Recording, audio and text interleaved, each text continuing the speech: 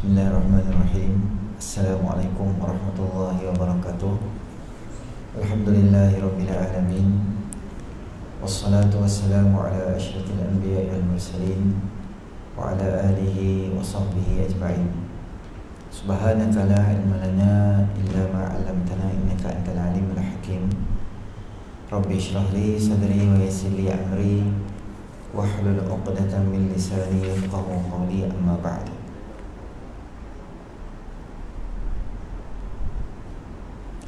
Tuan-tuan ahli jawatan kuasa, tuan-tuan muslimin muslimat yang oleh Allah Subhanahu Wa Taala, kembali kita panjatkan kesyukuran kita kepada Allah Subhanahu Wa Taala kerana dengan limpah rahmatnya Allah Subhanahu Wa Taala beri kita sama-sama peluang berada di dalam majlis ilmu kita pada malam ini.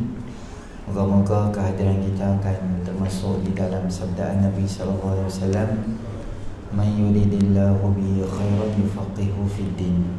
Siapa yang Allah nak dia jadi orang baik dan orang bagus, maka Allah akan bagi dia faham tentang agama Allah Subhanahu Wa Taala.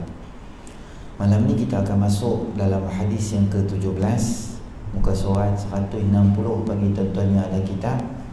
Kita menggunakan di sini Arba'in An-Nawawi, kita 40 hadis Imam Nawawi. Kita masuk dalam hadis yang berikutnya adalah hadis berkaitan dengan keluasan ihsan. Ana Abi Ya'la Shaddad bin Aus radhiyallahu anhu an Rasulillah sallallahu alaihi wasallam, Inna Allah kataba al-ihsana ala kulli shay'in, fa idza qataltum fa ahsinul qitlah wa idza dhabhtum fa ahsinul dhibha wal yuhadda ahadukum syafratahu wal yurih dhabihatahu. Daripada Abu Ya'la Shaddad bin Aus radhiyallahu anhu. Sayyidina Shaddad bin Aus radhiyallahu anhu ini adalah asalnya daripada Madinah dan bangsa dia adalah bangsa Khazraj. Dia digelar Shaddad bin Aus Al-Khazraji Al-Ansari. IC dia, kalau ada IC dia asal orang Madinah, dan Madinah tergolong dalam dua golongan. Yang kita sebut sebagai Ansar tu asalnya adalah puak, nama dia adalah Aus dan Khazraj. Maka Sayyidina Shaddad ini salah seorang daripada kaum Khazraj. Dan dia ni adalah orang yang sangat mahir dalam bab fiqh. Kata Ubadah bin Samit radhiyallahu anhu, dia ni kana mimman utiya ilman wa hilman. Dia ni adalah di antara orang yang diberikan ilmu dan diberikan sifat yang sangat lemah lembut. Sayyidina Shaddad bin Aus radhiyallahu anhu. Dan di zaman Sayyidina Umar radhiyallahu anhu, dia dilantik sebagai qadhi atau pakar rujuk di Baitul Maqdis di Palestin. Dan dia meninggal dunia di Palestin. Kubur dia masih ada dekat bumi Palestin sekarang ni. Dia meninggal dia antara sahabat yang besar lah, termasuk dalam kepimpinan orang yang rapat dengan baginda Nabi SAW. Meninggal dunia ketika umur 95 tahun. Dan fakta satu lagi berkaitan dengan Sayyidina Shaddad ini juga, dia adalah anak menakan kepada Sayyidina Hasan bin Thabit. Hasan bin Thabit ni siapa dia? Dia adalah salah seorang daripada syair, penyair Rasulullah sallallahu alaihi wasallam. Selain daripada Abdullah bin Rawahah, Nabi sallallahu alaihi wasallam ada seorang penyair nama dia Hasan bin Thabit. Nabi SAW sebut sesungguhnya Allah mewajibkan ihsan terhadap segala sesuatu. Jika kamu membunuh, laksanakanlah dengan cara yang baik. Dan apabila kamu menyembelih, sembelihlah dengan cara yang baik. Dan hendaklah seseorang daripada kamu menajamkan pisaunya serta hendaklah dia merehatkan sembelihannya. Hadis riwayat Imam Muslim. Baik. Hadis ini tuan-tuan muslimin rahmati oleh Allah Subhanahu Wa Taala adalah sebahagian daripada prinsip Islam yang besar. Kerana nama dia adalah ihsan. Nabi dalam Islam ni tuan-tuan, kita ihsan ni dia ada 3 bahagian. Satu, ihsan kita ni, buat baik kita ni dengan 2 lah utamanya. Satu sesama manusia. Yang kedua, ihsan dengan alam semesta atau alam sekitar. Yang ketiga adalah ihsan terhadap binatang. Kerana hubungan kita ni tak lengkap kalau kita hanya menumpukan satu saja tapi bahagian lain kita abaikan. Maksudnya kita baik dengan Allah, kita sembahyang, puasa, zikir baik, tetapi bahagian yang kedua kita tak baik dengan manusia. Kita suka mengumpat orang, mazmumah kita ada satu perangai tak elok, kita hutang tak mau bayar, kita cakap lebih kurang bagi sakit hati orang. Yang tu tak nama dia Islam yang lengkap, belum lama lagi. Al-Muslim man salimal muslimuna min lisanihi wa yadihi. Orang Islam tu KPI, border yang Nabi SAW habaq adalah dia ni, mulut dia dengan tangan dia, orang lain tak cedera dengan mulut dia ni. Nama kata Islam ni bukan mukmin tau. Al-Muslim, basic. Orang Islam yang basic ni, mulut dia orang lain tak boleh terasa dengan mulut dia. Maknanya dia jaga mulut dia lagi elok. Disebabkan tangan dia, orang takkan rasa resah dan gelisah dengan tangan dia. Tu ciri Muslim. Dengan apa? Dengan manusia. Dengan alam sama juga. Nabi SAW ajak pada kita banyak benda yang kita kena interaksi baik dengan alam. Contohnya tuan-tuan, orang yang tanam pokok dia tumbuh dan ada buah-buahan. Daripada buah-buah tu ada burung pergi makan, ada orang jatuh, burung lah pergi makan, orang ambil dan sebagainya. Kalau kita ni betul niat sedekah, semua dapat pahala sedekah kat kita. Burung main makan buah tu, buah belam kita tanam, burung makan tu, kita dapat pahala. Maknanya kita baik dengan alam, kita baik dengan pokok, kita baik dengan tumbuh-tumbuhan dan sebagainya. Bukan baik saja, ada manfaat untuk akhirat untuk kita. Nabi SAW pernah tanya dekat Sayyidina Abu Hurairah. Masa tu dia duduk tanam pokok. Hei Abu Hurairah, kamu buat apa? Aku tanam pokok. Nabi SAW kata, mau tak aku bagi kat hang macam mana hang nak tanam dan tumbuhkan pokok dalam syurga? Sayyidina Abu Hurairah kata, nak lah ya Rasulullah. Nabi SAW kata, sambil hang duk tanam pokok kat dunia, hang tanam pokok kat akhirat. Macam mana?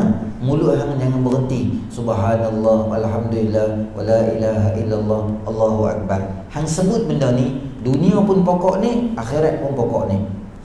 Tu bahagian dengan alam sekitar. Maknanya dengan pokok tu pun Islam juga. Sah kata kita tebang pokok ikut dan tu je, buang sampah dalam sungai dan sebagainya. Semua tu benda yang sangat tidak disukai dalam syarak. Dan yang ketiga adalah bahagian dengan binatang. Malam ni kita jumpa macam mana kita nak ihsan terhadap binatang. Ihsan ni dia lebih daripada ihsan ni tuan-tuan, dia ada peraturan dia. Tapi bila ihsan, dia atas pada peraturan. Contoh sebagai kita tuan-tuan, kita jaga dekat satu kawasan tu, kawasan tu tak boleh masuk, atau pukul 8 kita tutup lah. Dia tu bawa mak dia wheelchair, pegawai yang jaga dekat situ tu ada kat situ. Dia kata, encik tak boleh masuk lah, sini pukul 8 kita dah tutup, cik kena pusing ke belakang. Dia tu kata, tolonglah cik, ni mak saya wheelchair ni, saya nak pergi bawa belakang, jauh pula kesian kat dia. Ketika itu pegawai tu, dia nama tu atas pada peraturan. Peraturan tak boleh, tapi dia ihsan. Tak apa. Saya buka untuk mak abang dia. Mak abang tak sihat, abang boleh pergi.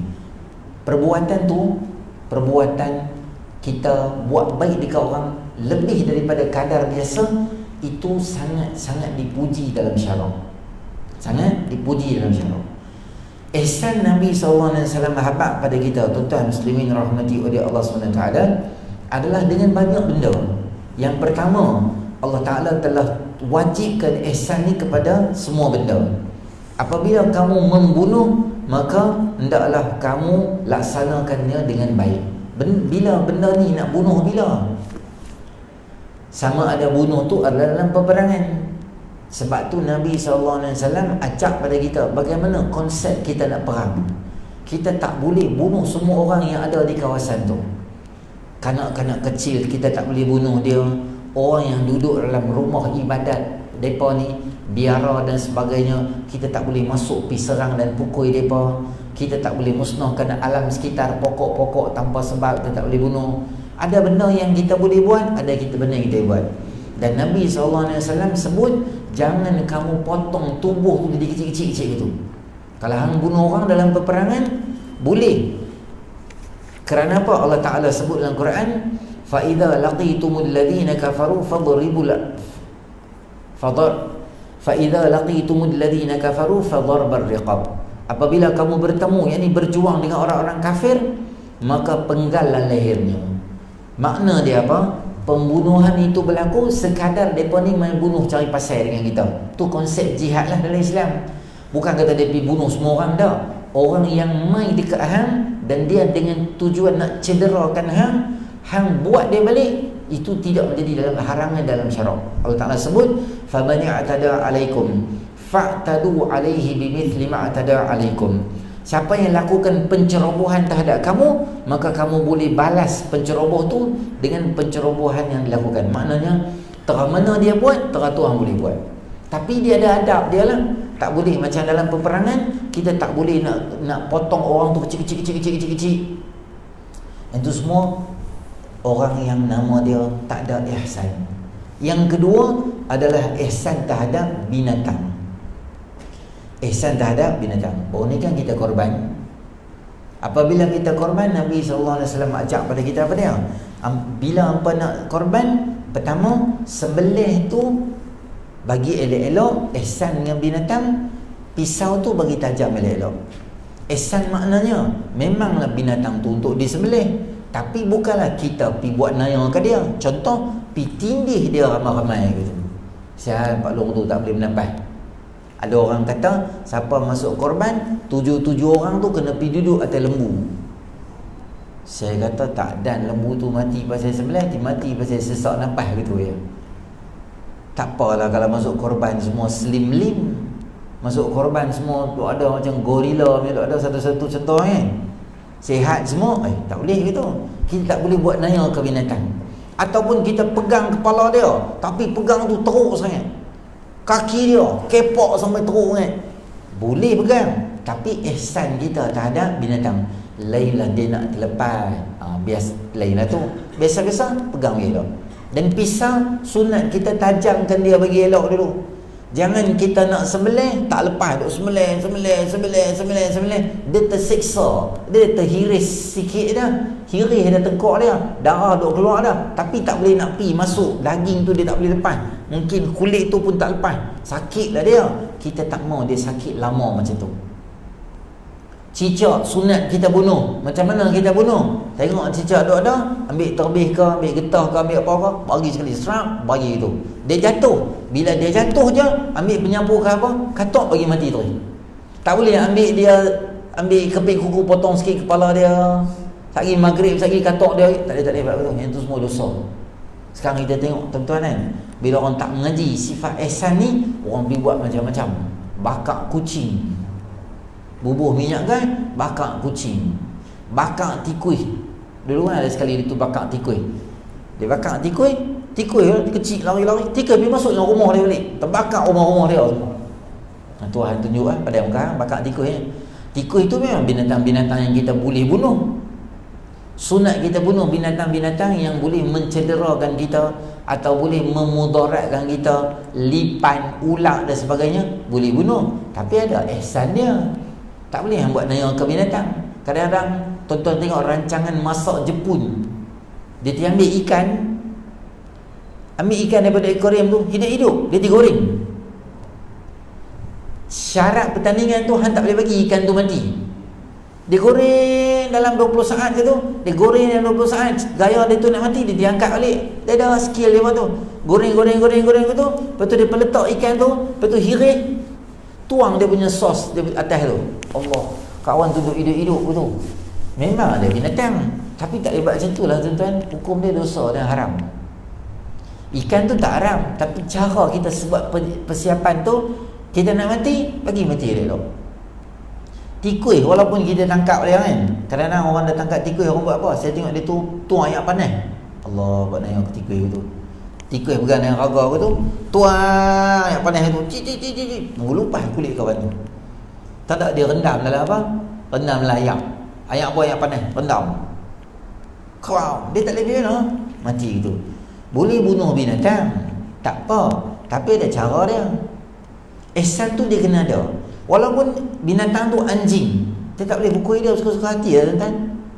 Anjing kalau main gigit kita, kita terajang dia tak apa lah. Masa dia nak main gigit kita lah, kita tak boleh belah dia. Kita kena ihsan. Tu jebon nama dia. Memang dia digigit lah. Kerana dia tu kena anjing, penyakit anjing hilang lah. Kalau menerak di dalam oyi gitu. Tak apa, dia main gigit kita, bukan kita gigit dia balik. Dia gigit saya gigit lah dia balik. Hai, yang gigit anjing tu. Lepas tu boleh pukul dia, boleh marah dia, tak apa. Tapi sekadar masa dia gigit hang lah. Hari-hari tengok anjing tak boleh pukul. Saja naik motor tu, jumpa anjing, berhenti, ambil kayu semua, baling dia. Woi, korang ajar anjing. Anjing tu kata, apa? Aku tak buat apa kat hang pun, aku baik je. Babi pun sama juga. Dia tak buat apa. Dia saja jalan ke tu dengan markah dia. Dua orang tepi highway, berhenti highway, bawa kambing 3 dok. Katok babi saya tak tahu buat apa. Dia tak buat apa kat hang pun. Yang hang pukul semua binatang sebab apa? Oi, tak boleh, aku tak boleh tengok anjing semua aku pukul. La ilaha illallah. Jangan macam tu. Kena ada ihsan kita. Belah binatang pun boleh lah, belah binatang. Boleh belah binatang. Tapi tuan-tuan, kena ada ihsan masa kita belah binatang. Kita belah ikan boleh tak? Boleh. Akuarium kita besar meja. Akuarium besar meja. Ikan paling kurang besar speaker ni. Sebab apa? Dia boleh jalan, dia boleh naik atas, dia boleh turun, dia ada reverse, dia ada api, ada main, boleh. Hanya yang belah akuarium besar ni, tapi ikan arapaima besar ni. Kawan tu tak boleh pergi mana? Reverse belakang. Dia macam PKP tau, dia tak boleh pergi mana. Kita pun PKP pun 3 bulan lah. Lepas tu pun jadi semak lah. Terajang bini, terajang anak. Oh Allah, macam-macam lah saya dapat tuan-tuan lah. PKP. Lepas PKP ni, punya banyak orang telefon saya. Cerai, gaduh, suami dia tumbuk dia, isteri dia terajang dia. Ada apa? Isteri dia belik dia dengan wayar telefon. Itu dah saya dapat tu satu kes tu. Saya tahu start doa kat saya, kita tahu kan. Doa kat isteri saya lembut hati. Saya tak pernah dengar baru main doa ni. Lalu suami lembut hati. Dia kata isteri saya, dia barah kat saya itu PKP, dia jerut saya dengan wayar telefon dia tu. Saya tahu memang WWF-nya isteri yang tu, championnya tu. Macam-macam tadi. Smackdown. Baru ni pun dia tu telefon, dia kata, Ustaz, saya marah sangat hari tu. Isteri saya ada buat perangai. Saya pun dah lafaz, dah cerai kat dia. Tapi masa saya lafaz tu, saya kata kat dia, aku cerai hang talak 1. Tapi saya tengah marah kalau Ustaz masa tu, memang betul tempo punya. Boleh saya cerai jatuh tak masa dia kata kat saya.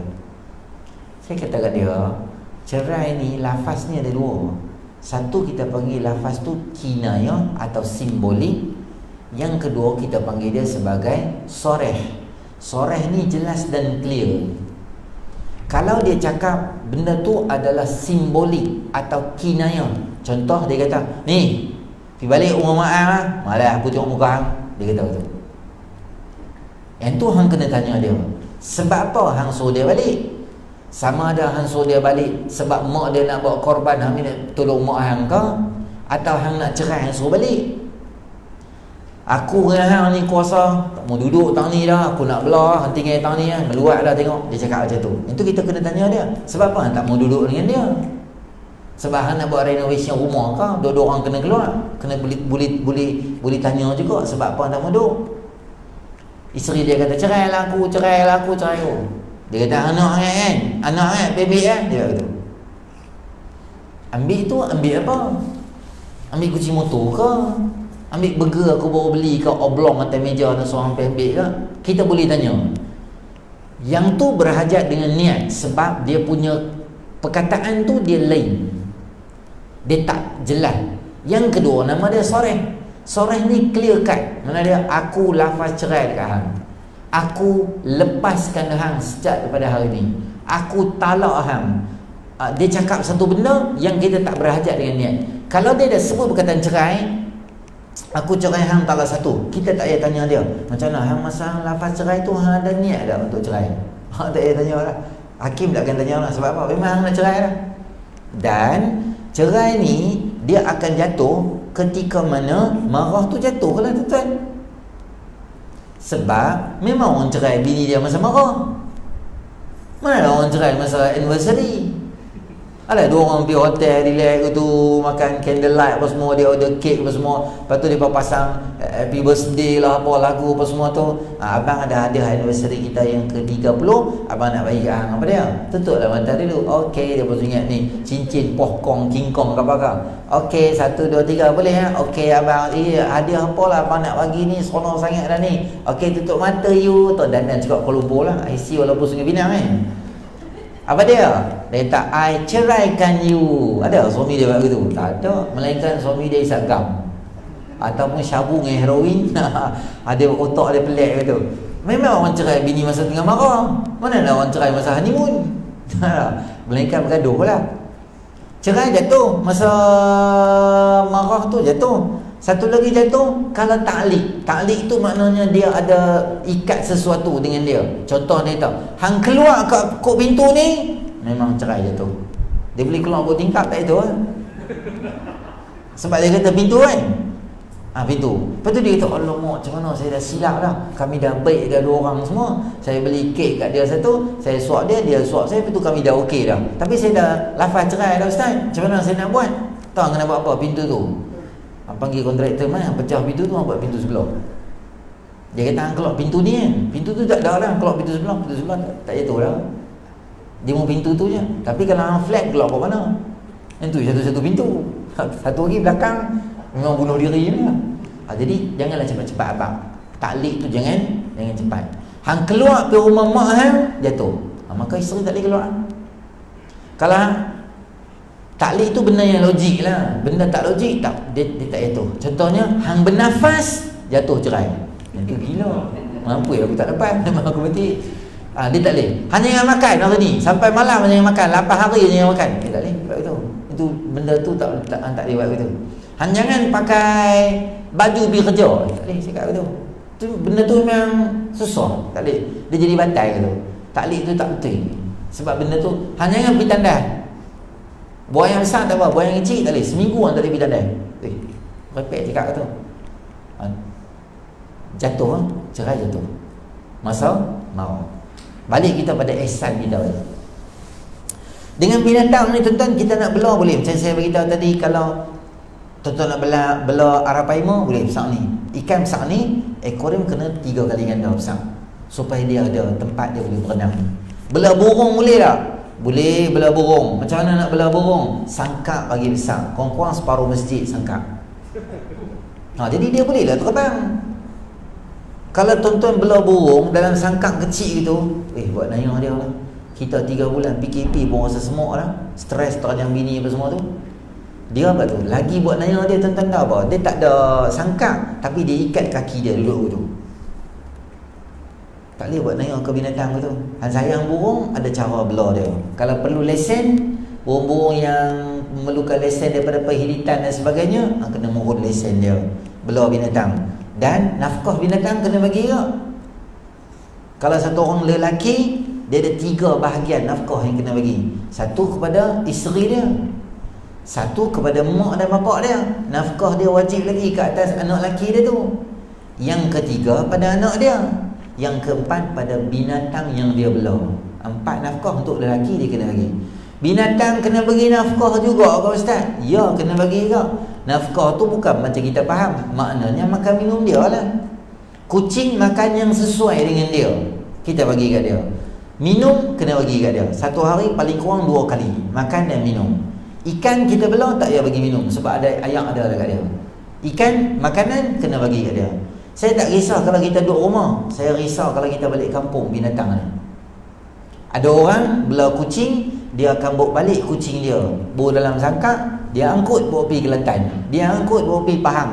Sepanjang dalam perjalanan dia berhenti R&R, dia ajaklah kucing tu pergi tandas lah, apa semua. Lepas okey, tak ada masalah. Pergi kampung, dia jaga di kampung. Bawa balik, dia bawa balik. Dia macam anak depa ikut travel sekali. Boleh? Yang tak boleh, 5 hari kita balik kampung kat Sungai Petani, kucing jadi macam terbiak. Makan tak ada, minum tak ada. Kalau kita bela kucing pada kecil, dia tak pandai cari makan kat rumah orang. Kita lah kena sedia kat dia.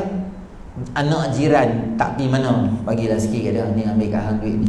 Ambil ni pakcik bagi RM20 kat hang.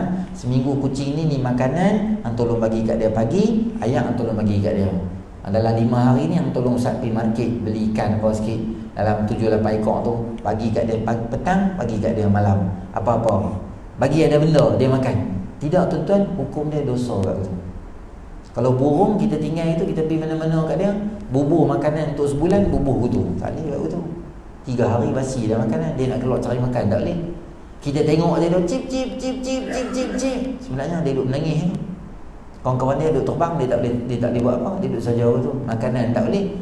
Maka orang yang bela jadi dosa. Bela kucing boleh tak? Boleh. Kena jaga, jangan pergi berak rumah orang semua kita buat bodoh. Tak boleh buat tu, pergi cakap sip orang. Kita tanggungjawab. Kita bela lembu, bela kambing lembu kita pergi makan daun kat rumah orang, berak rumah orang semua. Siapa tanggungjawab? Kambing tu kita tangkap bulan jil. Kambing tak tahu apa.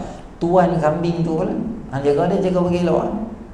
Jangan kita biar dia sampai dia rosakkan tanaman orang, sampai dia menimbulkan resah di hati jiran. Berak orang bela kucing banyak jadi bau rumah dia. Bau satu dah. Kadang kucing dia biar jalan sini, jalan sana. Saya ada kawan seorang tuan-tuan, dia suka bela binatang pelik-pelik. Suka bela ni, tapi dia lesen lah. Ular putih, albino, biawak komodo, burung macam-macam. Tuan-tuan di rumah ni macam zoo. Dia ada 3 bilik. Rumah apartmen ni 3 bilik. Satu bilik tu khas untuk binatang. Tuan-tuan pergi rumah dia makan, saya pergi makan bihun sup. Tu macam ambil makan bihun sup. Apa tu? Kuatan. Dia ni tak apa, dia ni Mimi apa nama dia apa? Ada Mimi dia nama Jojo apa? Macam Didi and Friend pula. Tu semua friend dia tu. Saya kata apa? Ada belah binatang semua ni. Lagi bewak tu duduk sini. Bewak duduk sini, dia duduk sembang kita. Macam Tarzan dah aku tengok. Dia minat. Binatang-binatang macam tu dia minat. Bagus tak? Bagus yang boleh. Tak apa ikut hang. Belah apa belah. Bagi ada lesen, jangan kacau orang. Hanya belah bewak semua, ular semua pergi belik anak jiran semua, dia tutup kerja tak. Bagi makan binatang tepi jalan bagus tak? Bagus, boleh je. Tapi tengoklah keadaan. Ada orang bagi makan anjing, jogging tengok anjing main. Dia pun bagi makan anjing. Dia tangkap gambar, aku bagi makan anjing. Jadi viral. Ada orang kata dia apalah hang bagi makan anjing. Tak apa bagi makan anjing tak salah. Yang tak boleh ambil anjing tu bagi dia jilat muka hang. Tu tak boleh. Saja ikut gambar bagi anjing makan. Ada orang dia suka buat macam tu, boleh tak? Boleh. Rumah dia ada 20 ekor anjing dia bela. Boleh tak ustaz? Saya ni sukalah kucing patah kaki, saya suka ambil. Korak tepi jalan saya suka ambil. Dia orang Islam tapi dia suka minat macam tu, boleh tak? Boleh. Tapi syarat dia hang kena ada satu lokasi yang sesuai kat rumah hang. Biasanya yang buat macam ni rumah teres lah. Rumah teres, depan rumah dia tu ada satu ruang sikit, maka dia buat apa dengan rumah dia tu? Kawasan tu dibubuh anjing semua dalam tu. Jadi bila dia nak masuk dalam tu, ada kasut yang special untuk dia, ada sarung tangan untuk dia. Bila dia main, anjing semua main kat dia. Dia pergi makan semua situ. Maknanya habis cuci tangan apa semua. Kat luar tu dia ada pula bahagian dia punya basuh dengan tanah apa semua selesai habis. Anjing simpan dalam tu. Boleh, tak apa, tak ada masalah. Orang nanti main hantar, boleh dah tolong jaga anjing aku? Boleh, duduk di sini semua. Dapat pahala tak? Dapat, alhamdulillah. Yang tak boleh, ambil anjing tu semua masuk dalam rumah. Pergi duduk kita saja peluk tengok 7 hari mencintaimu. bawa 4 ekor anjing, 7 ekor lah, 7 hari kan. Bawa 7 ekor, dia jilat lidah tu, jilat muka dia tu. Kita bawa macam orang putih, bawa dalam IG semua. Itu tak boleh. Sebab ayat liok dia najis. Sebab bulu-bulu dia najis. Kulit dia pun najis juga, tak boleh samak. Samak tu istilah untuk kulit. Kalau ular hidup, dia tak najis. Binatang apa pun hidup tak najis. Semua bahagian tak najis. Contoh, kera kat waterfall lah kita pergi kan, kita buka gardenia semua duk makan-makan, ada kera main 3-4 ekor. Lepas tu dia bunyi tu macam mana tu, main lagi 40 ekor. Sebab dia kata dia ni macam mak menangkan kita muka. Semua pakat main. Dia panggil main cepat-cepat mak menangkan kita, tapi dia macam lain sikit. Depa pakat main. Ingat dia beradik dia. Depa main jilat muka dia lah apa semua, dia pun seronok lah apa semua, tapi dia tak marah dia. Dia berjilat muka dia, dia seronok kan. Ayat liok kera tadi tu tak najis. Lagi kalau kita nak sembahyang duha, kita ada wudu, kita boleh sembahyang. Tak ada masalah. Boleh sembahyang tak najis. Tapi semua binatang lah, lembu yang binatang yang halal dimakan atau yang haram dimakan, kecuali anjing dan babi lah. Yang halal, yang haram dimakan ular, bewok main dia tengok macam bewok pun dia rasa kita macam mak makan dia, dia main jilat pula muka kita tu. Semua binatang kita jadi suka orang kita. Rimau lah apa semua, benda tu tak najis. Bulu-bulu dia semua pun tak apa, tak ada masalah apa, selagi dia hidup. Tapi katalah kita jumpa ular mati tengah jalan, ular tu kita boleh ambil tak? Boleh, tapi dia dah jadi bangkai lah. Kita ambil ular tu, bawa balik rumah kita, potong kepala dia, buang isi dalam semua. Macam Vietnam dia masak sup tu kan, tom yum masak merah tu, macam ular tu, buang semua isi dia, buang semua darah dia, buang semua lendiran dia, semua tinggal kulit saja. Kulit dia tu kita letak kat situ, kita cari chemical ke. Orang dulu, kitab dulu kata teh merpati, sebab dia panas. Teh merpati kalau kena kereta kita, lama-lama kita tak cuci, dia makan color dia tu. Daripada dulu dia bubur semua tu. Atau kita cari di mana-mana hardware, ada benda-benda yang apa-apa ke, sapu di situ, jemur 2 jam, kita cuci tu, hilang darah, hilang bau dia, hilang dia punya lendiran dia, daging dia semua tak ada, bersih. Memang cantik dah. Yang tu bersih. Al-ihabu idza dubira faqad tahura. Kulit apabila disamak lah istilah dia akan jadi bersih. Tuan-tuan yang pegang kulit ular tu, gulung, buat sarban, pakai main semayang. Hari ni dia kata, Tok Imam mana bertugas isyak? Tok Imam dia snake-nya Tok Imam. Ui, Tok Imam snake siapa dia? Betul-betul dia main pakai kulit ular tu. Boleh tak? Boleh. Kulit binatang apa pun kita boleh ambil, tapi kena bersihkan semua macam tu lah. Kecuali anjing dan babi. Anjing dan babi ni dia tak boleh samak. Orang tak panggil samak tau. Anjing babi ni kira buang betul, tak boleh buat apa. Kita tak boleh ambil faedah. Kulit dia, ayat liok dia, bulu dia, semua benda, part dia tak apa, bagus. Balik kita lah kepada tajuk kita. Binatang kita kena ihsan dengan dia. Walaupun anjing dan babi ni binatang yang tak digemari dalam syarak. Bukan tak digemari maknanya mughallazah, kita kena buat dia, tapi bukan bermakna kita boleh pukul, marah, tak tahuan anjing. Nabi SAW sebut dalam sebuah hadis, udzibat imra'atun fi hirratin habasanha hatta matan fadakhalat fiha an-nar ju'an fadakhalat fiha an-nar. Diazab seorang perempuan, yang perempuan ni adalah orang yang salihah, yang semayang tak tinggal, puasa malam, pagi puasa, malam semayang, maknanya geng ibadat lah dia ni. Tapi dia kurung kuncing, ju'an, dalam keadaan lapar, maka akhirnya dimasukkan dalam neraka Allah Ta'ala. Tuan-tuan pernah dengar juga hadis Nabi SAW tentang seorang perempuan yang kerja tak elok, tapi apa dia buat? Dia ihsan terhadap anjing. Dia balik kerja, baru buat kerja tak elok, berzina dan sebagainya, balik main, tengok anjing tu duk minum di sisi telaga.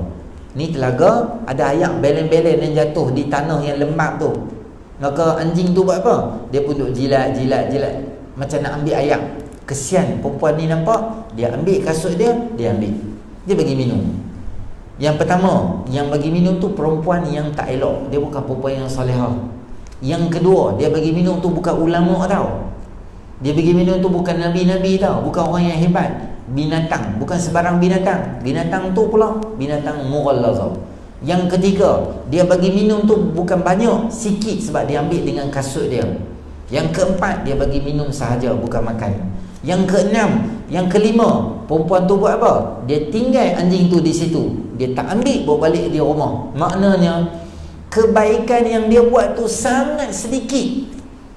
Dan kebaikan yang dia buat tu dikelilingi oleh benda-benda yang sangat meragukan. Dengan watak perempuan tu, dengan tetapi Allah suka dengan perempuan tu buat baik macam tu.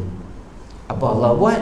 Allah ubah hidup dia, bagi dia berhenti berzina, jadi orang baik, ibadat pada Allah, jadi perempuan yang salihah. Akhirnya dimasukkan dalam syurga. Bukan dia bagi minum anjing terus masuk syurga. Ada orang faham hadis tu, dia kata bagi minum anjing masuk syurga. Memanglah dia ada perjalanan pula lepas tu.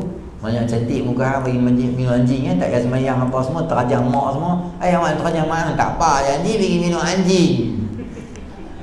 Tu kan. Kalau setakat bagi minum anjing gitu ya, tak payahlah Abu Jahal nak marah Nabi.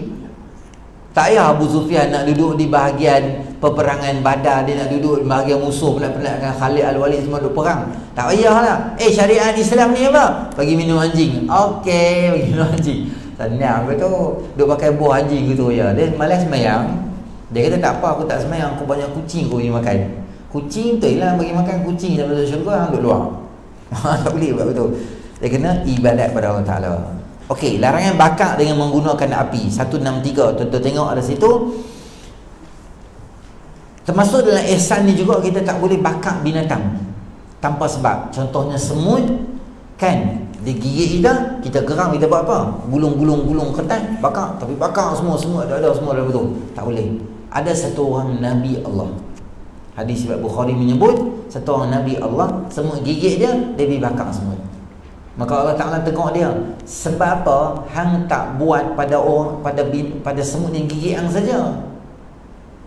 Sebab apa hang musnahkan seluruh perkampungan dan populasi dia? Sebab apa? Padahal yang buat tu seekor je. Daripada hadis ni ulama bagi tahu dan fatwa menyebut, andai sekiranya binatang tu gigit kita, cederakan kita boleh pukul dan boleh buat apa-apa kat dia, tak apa. Tapi binatang tu sahaja, bukan seluruh, kita katakan dia seluruh apa,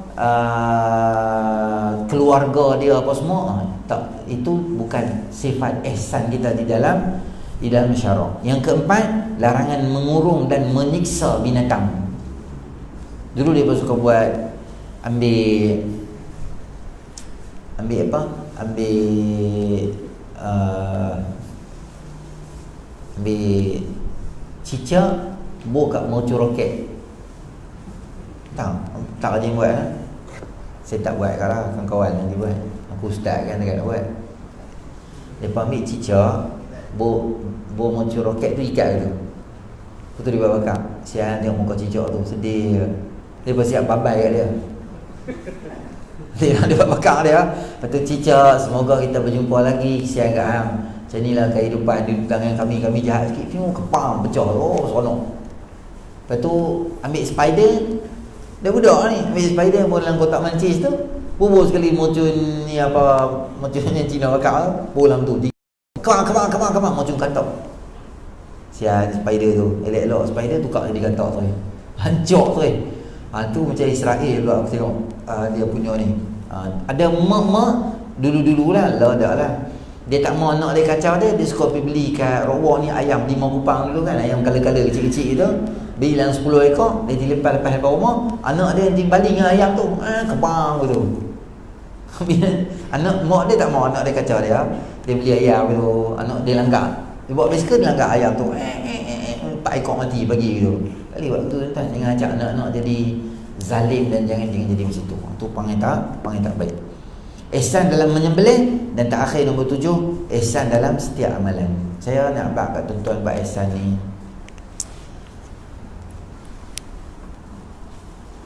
Contohlah, kita berniaga pasal malam kan. Kawan-kawan yang berniaga pasal malam tu bukan semua lah. Sekarang ni cakap bukan semua. Ada banyak yang bagus juga. Kadang-kadang tuan-tuan saya balik kuliah pukul 9, 10 macam tu kan. Lalu di kawasan pasar malam, saya tengoklah ada orang duduk sapu. Pasar malam tu dah habis, dia duduk sapu.